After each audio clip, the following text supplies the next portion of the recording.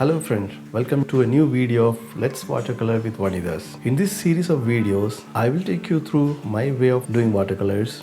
My objective is that jointly we make the watercolor painting a fun-filled and very dynamic activity. Hope we will enjoy.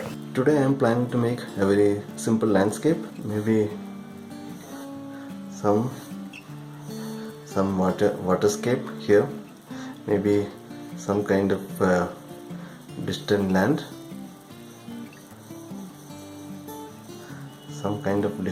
here, right?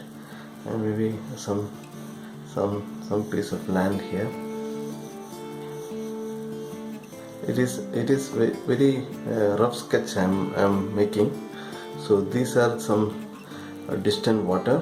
I mean here distant water, and the water flows like this.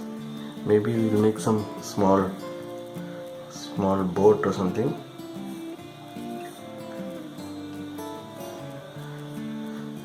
Some small boat. This is a rough sketch, so don't worry about the precision of the drawing and all.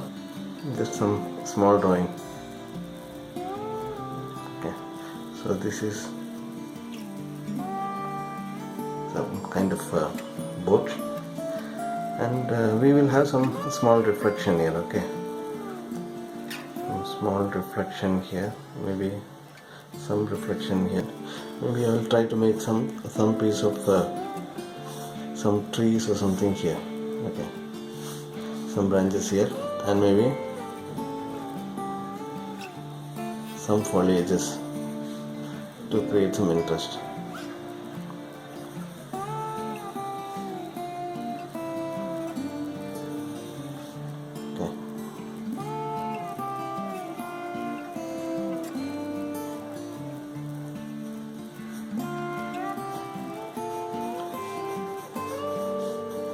Some trees here.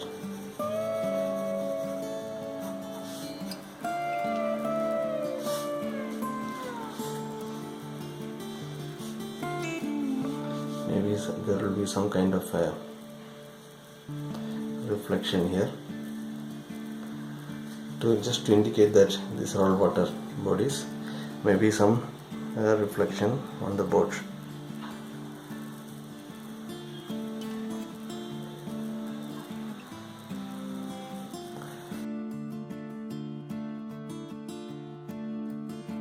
A small piece of landscape. We'll make it with a little bit of dramatic clouds. Maybe I am planning some random clouds here. We'll make some warm sky and kind of warm water. I'm using a quarter sheet of Maestriaa paper here, Indian handmade paper, 300 GSM rough.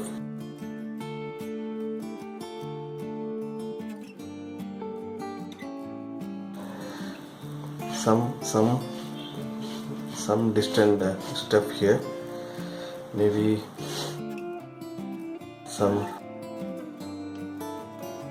piece of land here, and here we will make some trees and all. So I'm not drawing it properly, because depending upon how our sky is becoming, we might change the position of the trees. Now we will go for the painting session. I'm going to wet the surface, because I will be making a lot of dynamic clouds, so I want it should be little natural looking stuff.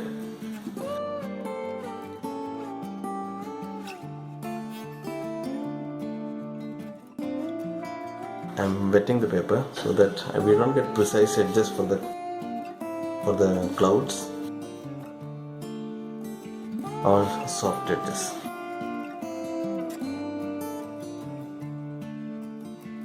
Maybe I will extend this to this side also, because while washing the sky, we will also try to wash the water also.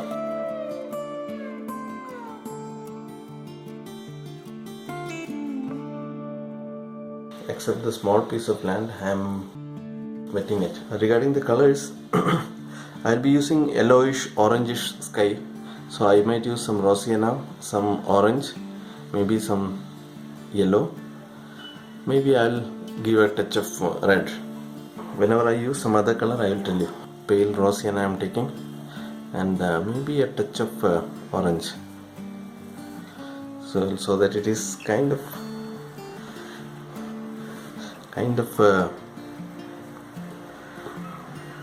little dynamic sky. Okay.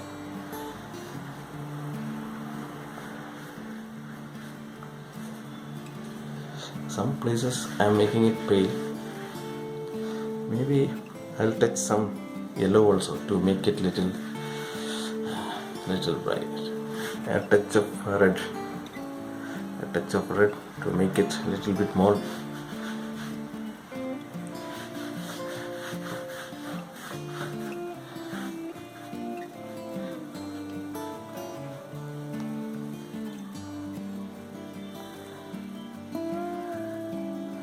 I'm using a touch of violet, just to get some color variation.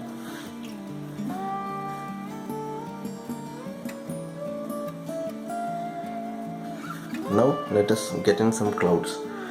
The clouds I want to make it little reddish and maybe little reddish and brownish.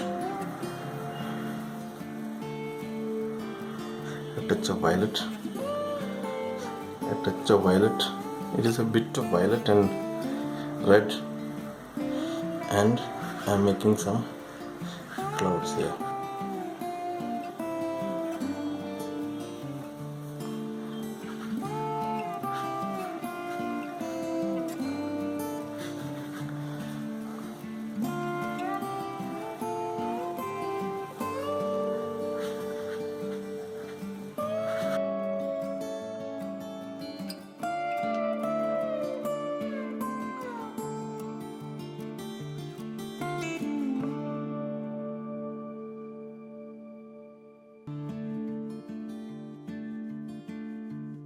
Some smaller clouds here and there.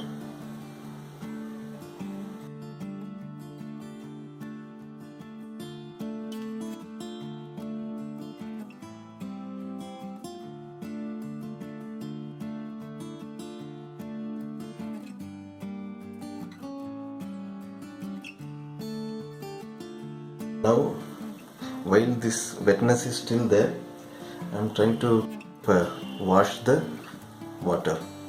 So maybe a little bit of yellowish.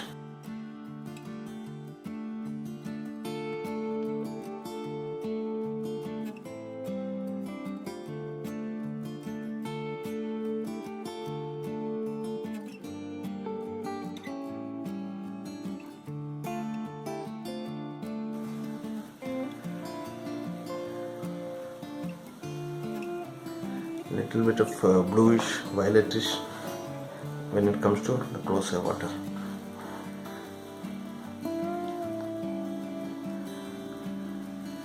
Some touch of reddish stuff. It is too much red. Washing it off.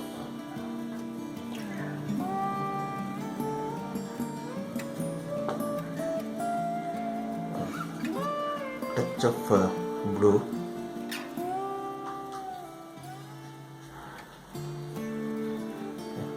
I think we are done with the sky. There are a lot of color spreading and merging, so we will leave it. Maybe a little bit darker tone here when it is this water surface that is closer to us. Now this is somewhat dry. It is not fully dry, but it is reasonably dry, so we can define the pieces of land here. Okay. If you look at these clouds, these are kind of naturally formed because the paper was wet, and this watercolor paper is placed at an angle. So I have placed it around maybe around 30 degree slant, right? So this top portion is little raised, so the water will tend to flow down. So this gives a beautiful effect on the clouds. Now we have to make these pieces of land. To make the pieces of land, I am using little bit of warmer color. I am mixing little bit orange to little bit of a touch of violet. See, these are kind of complementing colors, so you should be careful that it might easily turn to be grayish. So I am kind of making this. Some edges I am trying to define. So this is not fully dry. That is the reason you are finding some kind of merging. But when it reaches to the bottom side, I am using little bit violetish tone, little bit more violetish, because the bottom portion of the land I want it to be a little darker.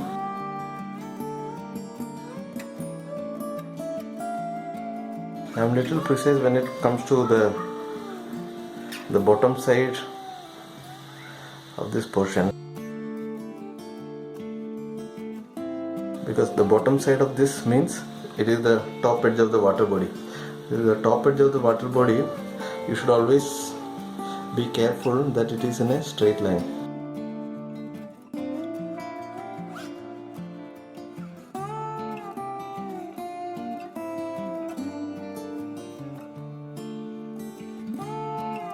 I am applying little bit of plain water here.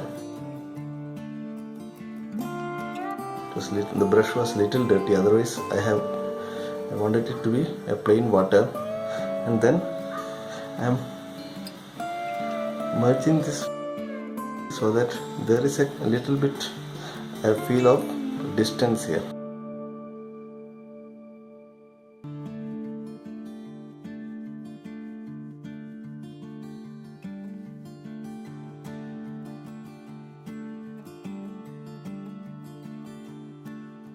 I want it to gradually disappear.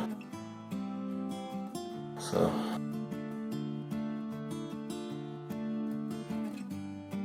some darkness here, some darker tones.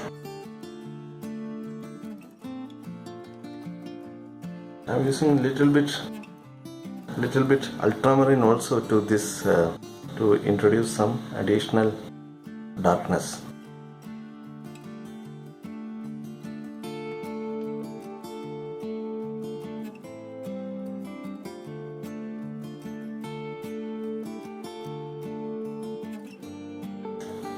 Now we need a bigger piece of land here. Again, I am using little bit of orangish tone at the top.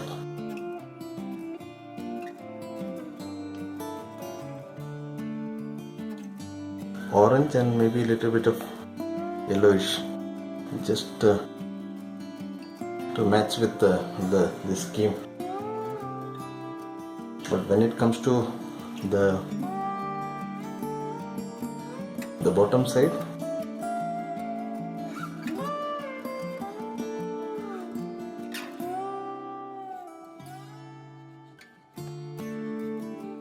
I am using a lot of violetish and bluish tone. Yes, I want to introduce some amount of darkness because this is much closer to us. See, you should try to get a lot of variation to this tones. Don't keep it very plain.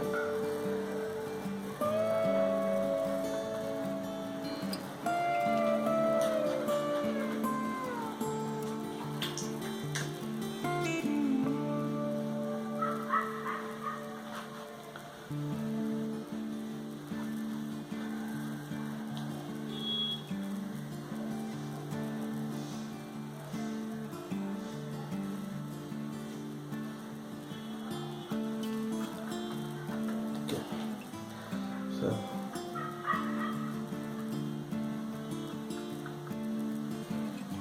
maybe some distant trees or something on this.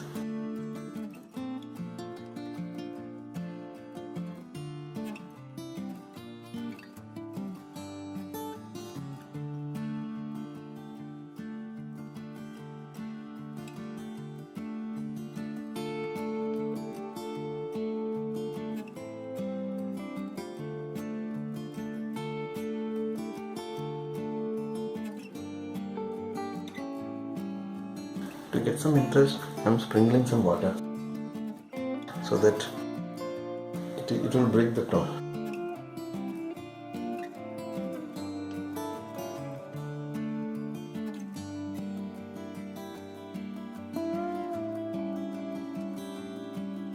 Now we want a little bit of reflection for this.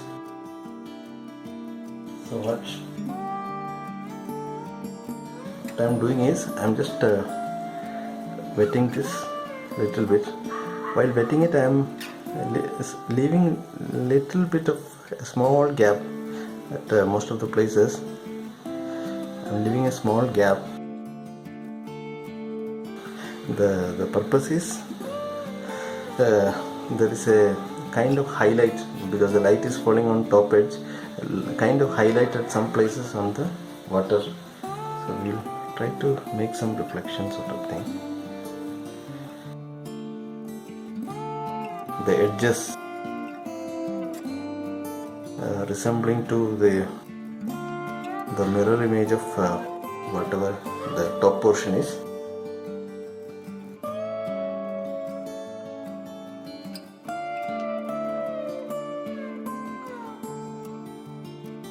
So try to make some vertical strokes.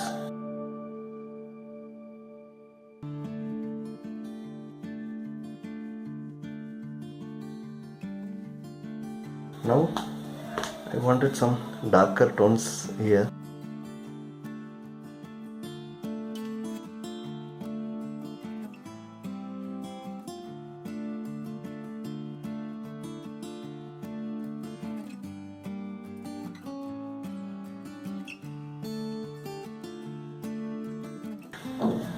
This is some kind of a reflection of the top portion.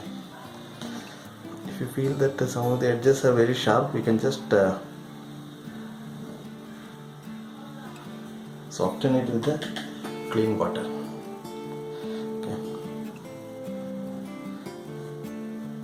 I'm kind of little bit of tone I am adding here just to have some separation for the water.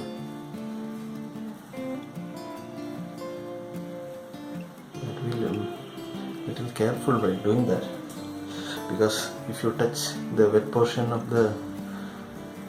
here, you are likely to spoil it.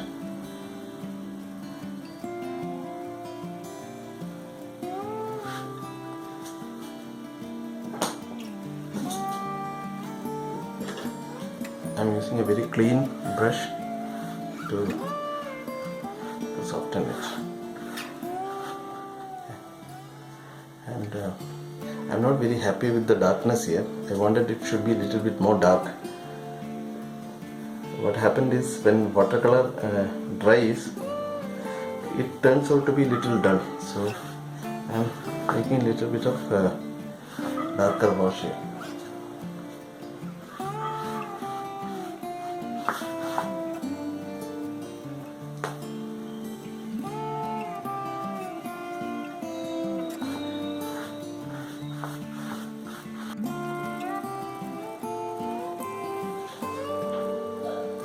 This is dry now.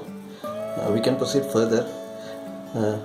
Before leaving it for drying, I have made a couple of small branches here, just to indicate that these are kind of some distant trees. Right.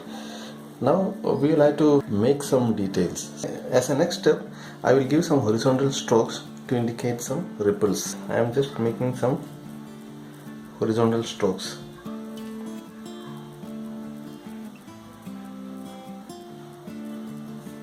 Little bit of bluish color. So just with the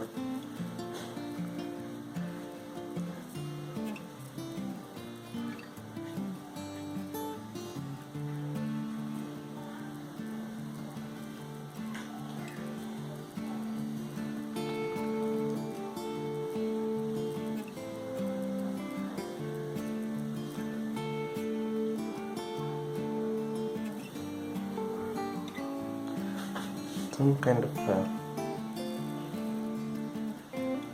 some smaller stroke.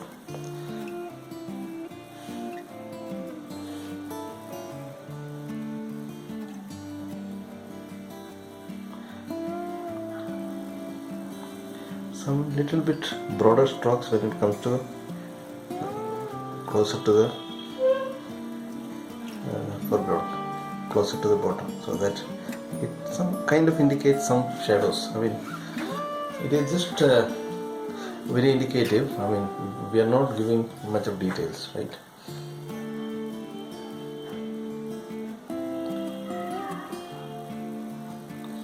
Right, so that's it for the ripples, not too much details. Now we could probably give some kind of a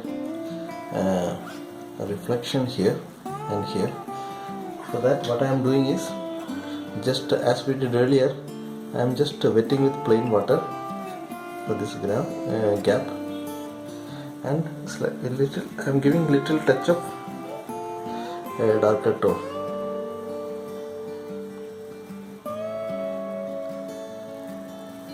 Okay, not too much, just an indication of reflection. Same thing we will go do here also.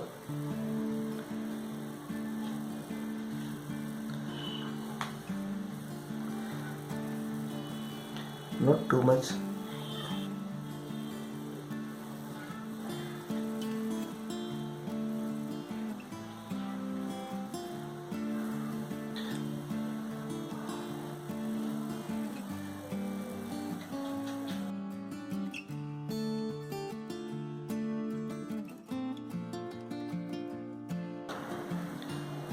In our initial diagram, when we initially planned it, we had some tall trees here, so maybe we'll make some tall tree here. These are all some tall trees.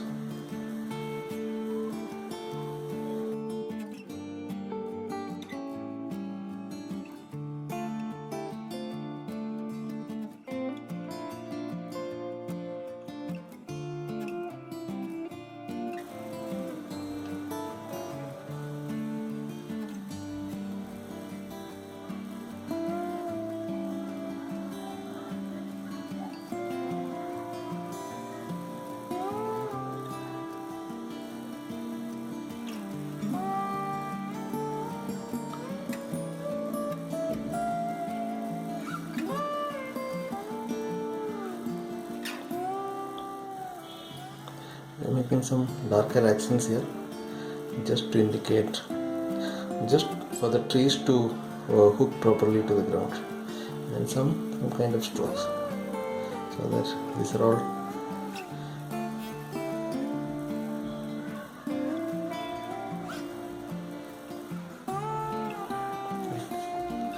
we'll make some foliages.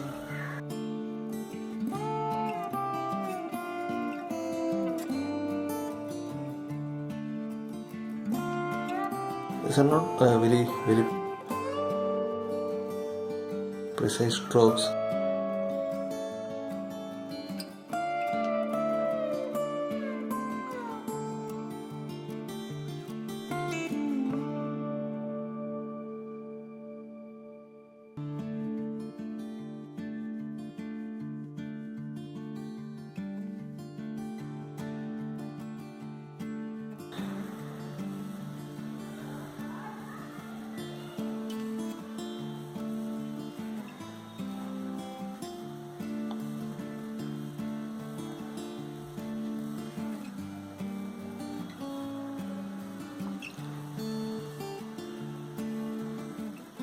You don't have to be too much worried about these strokes. Okay, you can. These are just indications.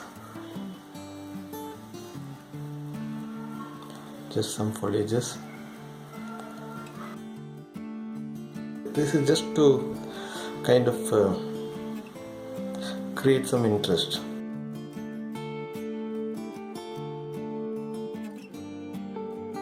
Nothing very precise.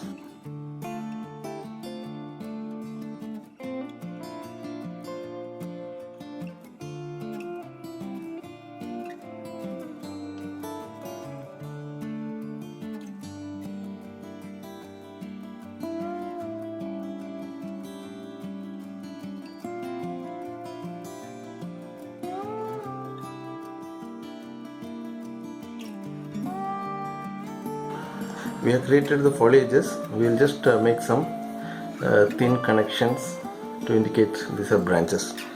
Okay, so these are just some indication that these are all branches.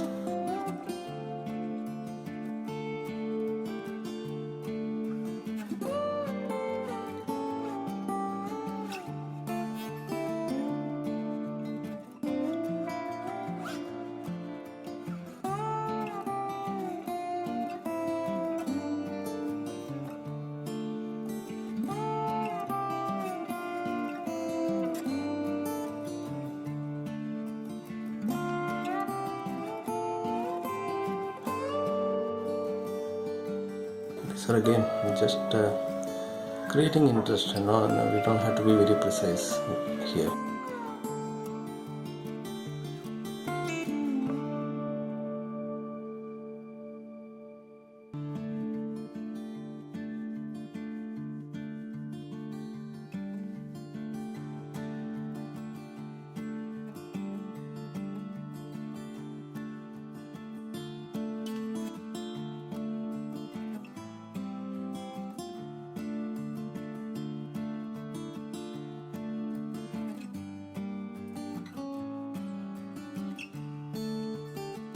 This seems to be a little off, so some foliages here, just for this to make some sense.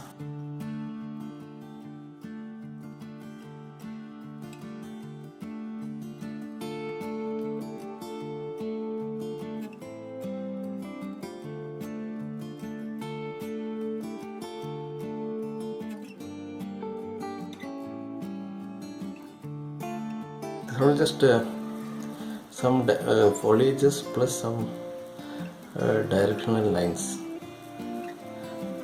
They're just creating some interest, that's it. Since it's a reflection, so I'm kind of making some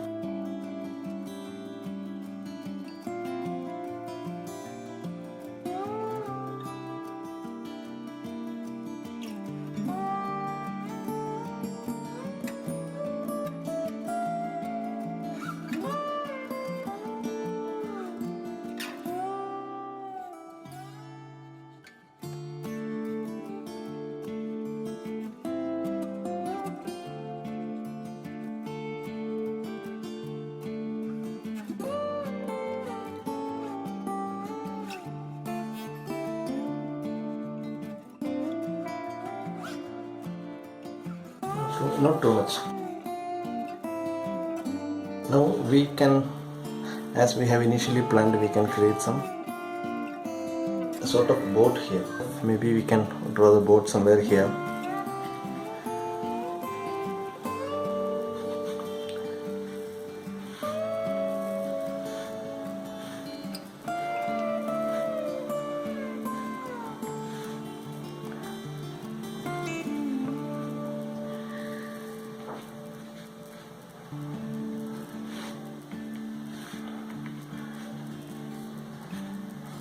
And we can have the reflection here.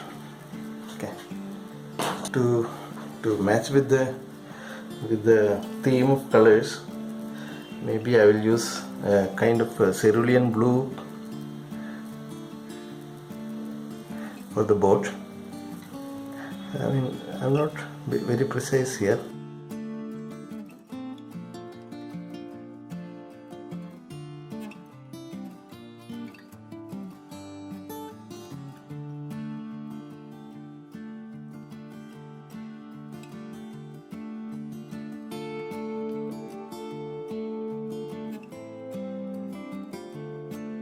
Little darker tone at the shadow part of the boat.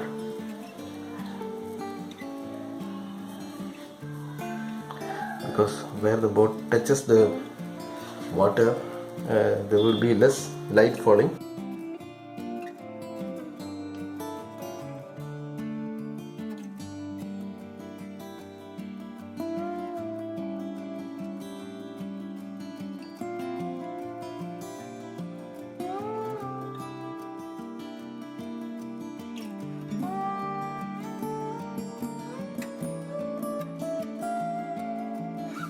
It is just a kind of very indicative stroke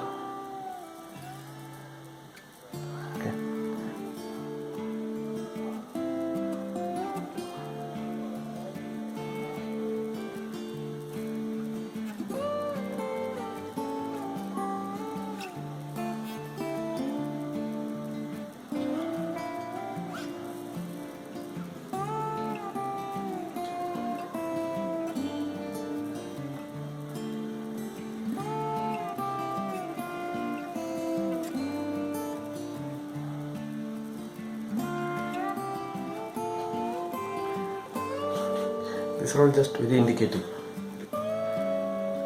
We can indicate the face for the people, and this is a touch of orange I am giving just to indicate the face.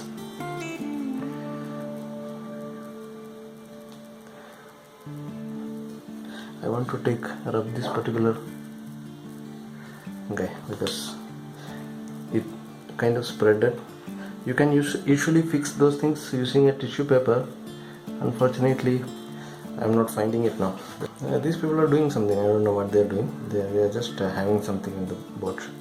We'll give some final touch-up later. I think that we are possibly done. Some final touches maybe.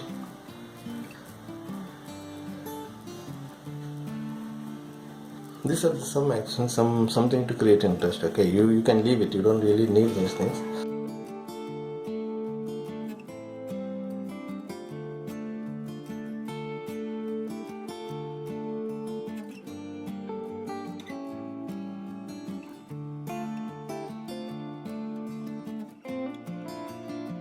A very little bit of reflection for this.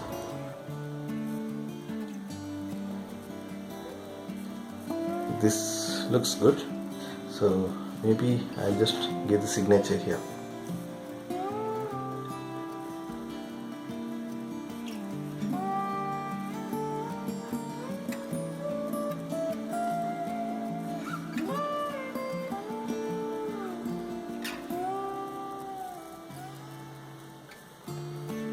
Maybe we can give some light touches of direct whites. So again, this is you don't have to do this. It is up to you whether you want to use white in watercolor or not. So it is just to create some kind of accent.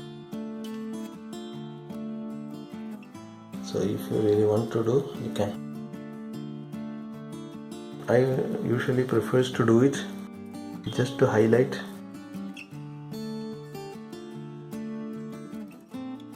the characters here.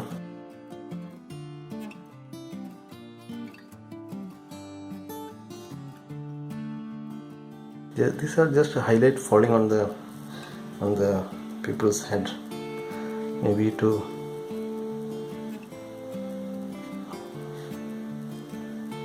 edges of the boat.